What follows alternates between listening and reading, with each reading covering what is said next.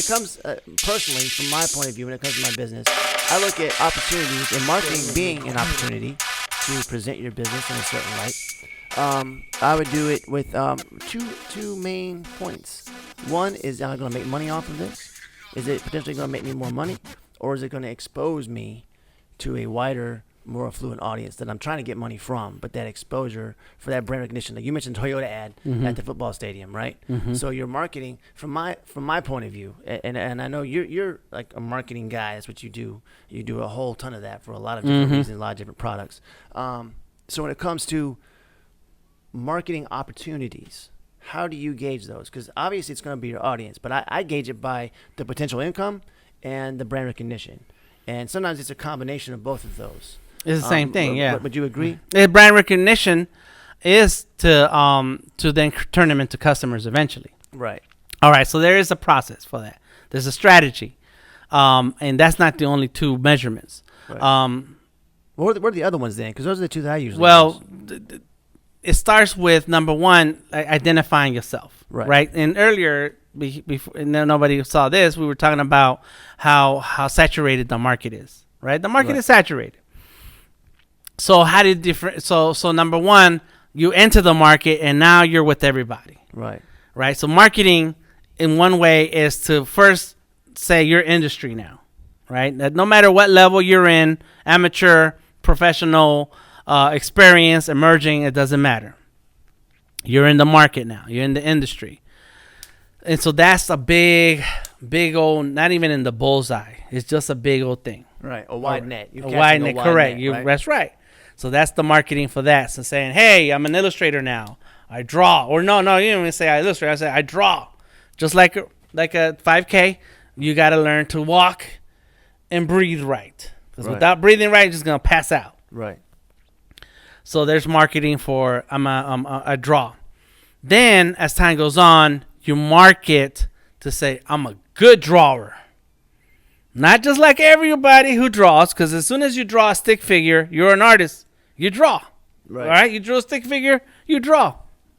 Being an artist is not like this super high class, convoluted it's a blue definition. Collar. It's a blue collar pursuit. Anybody can be an artist, all right? Yep. We are not snobbish about it, and you should not be. But then there are those who draw better stick figures than others. There are those who draw stick figures that can tell a story. See, so now you're rising up and establishing yourself. Your marketing should be telling people that. Right.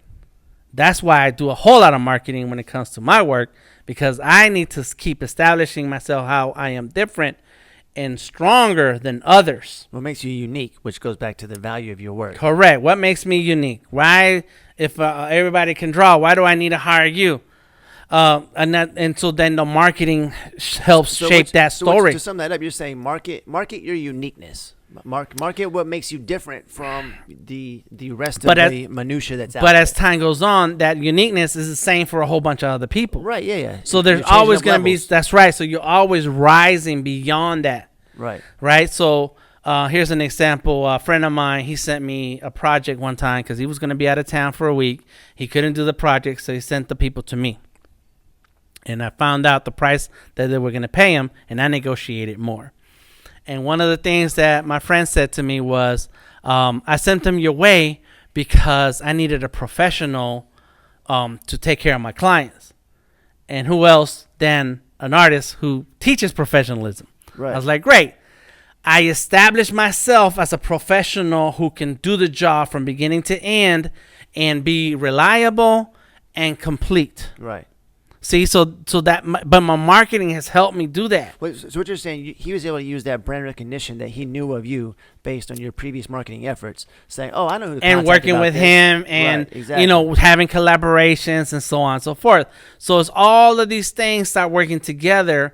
And marketing is not just putting an ad saying, "Hey, I'm a good artist and I'm reliable, and you should talk to me." Right. Nah, this is more of also doing behind the scenes, the videos that I produce, the process that I share when it comes to my images, the information that I put out there on my social media, how I don't sit out there and complain and talk about my shortcomings and how I'm not good of an artist or I feel like a failure. Right. Because the only thing that I put out is the good stuff that I want people to know about me. Right. It's like we're dating. Yeah, that's the It's social like we're media dating. platform, right? That's right. Everybody says about Facebook. And so I know. all of that starts to build on itself, and as it builds on itself, I become very few of those artists who are on the top.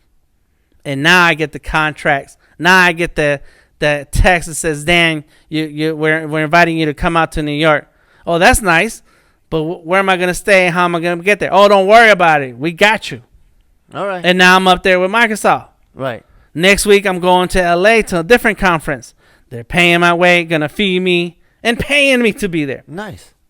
So my marketing has done is to build that audience, but then also show myself to As an expert in a particular field. and a professional, an expert, a finisher, a smart person, one who can talk, help people understand the project, the process. I understand the process. I know the pipeline.